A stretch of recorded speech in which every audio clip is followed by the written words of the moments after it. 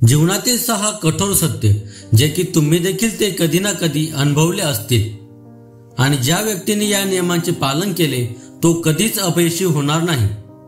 Number 1, जरा काही दुःख आलं किंवा मनासारखं नाही झालं की आपण लगेच आपल्या नशिबाला दोष देतो। तसे न करता आपण जरा धीर धरा आणि काळजी करू नका, कारण कोणतीही गोष्ट ही कायमस्वरूपी राहत नसते किंवा टिकत नसते। त्यामुळे आपण प्रामाणिकपणे आपले कर्तव्य बजावत राहावे, आपल्याला यश हे आल्याशिवाय राहणार नाही। नंबर 2, आपल्या जीवनात थोडं काही चांगलं झालं किंवा पैसा आला की आपण आपल्या राहणीमानात लगेच बदल होतो। अशा वागण्याने आपण स्वार्थी बनतो आणि आपल्या जवळच्या माणसांना देखील तुच्छ समजायला लागतो।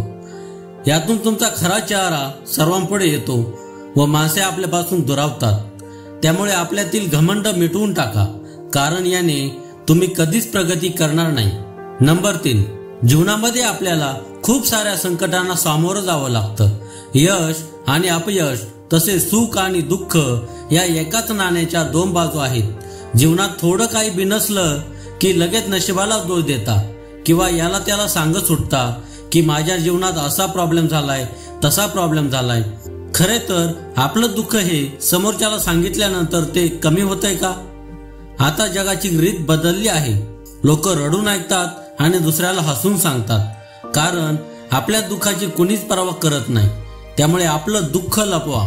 नंबर 4, खरे पाहता माणूस हा समाजशील प्राणी आहे असं आपण कायम पुस्तकात वाचत आलो आहोत, परंतु वर्तमान काळाचा विचार करता आपल्याला कायम एकटे राहायला शिकले पाहिजे, कारण प्रत्येक जण हा तुमच्या सोबत कायमचा नाही राहू शकत। सुख आल्यानंतर सर्वच आपल्याशी नाते जोडतात, पण तेच दुःख आल्यावर फक्त वरवरचा खोटा दिखावा करतात। आम्ही तुझ्या सोबत आहोत असा फक्त दिखावा करण्यात त्यांचा वेळ जातो।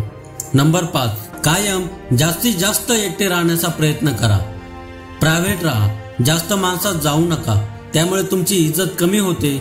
उलट तुम्ही कधीतरी जर माणसात गेले तर त्यांना तुमच्याविषयी आदर असतो, कुतूहल असते आणि लोक तुम्हाला रिस्पेक्ट देतात। त्यामुळे प्रायव्हेट राहायला शिका, कारण प्रत्येकाला तुमचं चांगलं झालेलं बघवत नाही। नंबर 6, देवाने सर्वांना सारखेच घडवले आहे, परंतु कोणी गरीब तर कोणी श्रीमंत आहे। पण जो आपल्या वेळेचा चांगला सदुपयोग करतो तोच उरलेले आपले आयुष्य सुखात जगतो। कोणी किती श्रीमंत असला तरी वेळ ही सर्वांना समान असते।